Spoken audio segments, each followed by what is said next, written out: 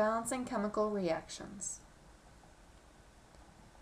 We will balance these reactions using the law of conservation of mass, which states mass can neither be created nor destroyed in a chemical reaction. The first equation we are going to balance is a double replacement reaction. To begin balancing, we will begin with the nitrate ion. As we can see from the subscripts, there is only one nitrate ion on the left, but there are two on the right. Because this does not follow the law, we need to put a coefficient of 2 in front of the nitrate-containing compound on the left. Now, we need to balance the sodiums. There are 2 sodiums on the left, but there is only one on the right. So we need to put a coefficient of 2 in front of the sodium chloride on the right. Now we look at the bariums. These are balanced because there is one on each side. Finally, we look at the chlorine atoms. These are also balanced because there are equal numbers of chlorine atoms on each side. Because each atom is balanced on each side, we can say that this reaction is balanced.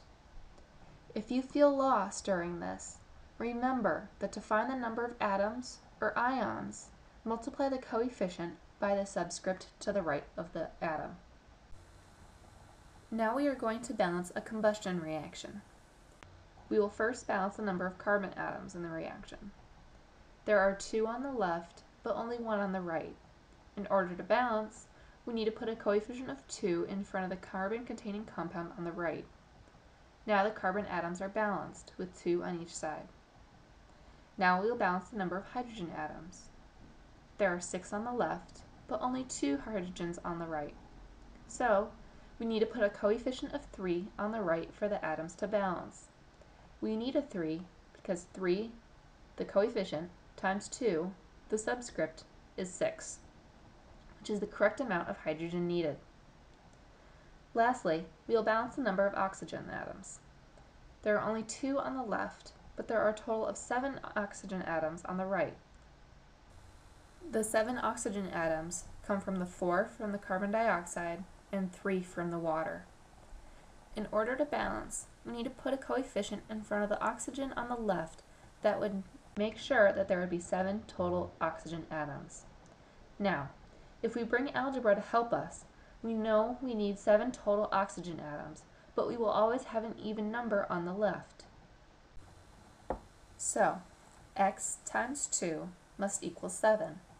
If we solve for x equals 7 halves. If we put a coefficient of 7 halves in front of the oxygen, we get 7 oxygen atoms, because 7 halves times 2 is 7. In chemistry, we don't like dealing with fractions very much, so in order to get rid of them, we need to multiply the entire equation by 2 to get rid of that bottom number. This means that each coefficient is multiplied by 2.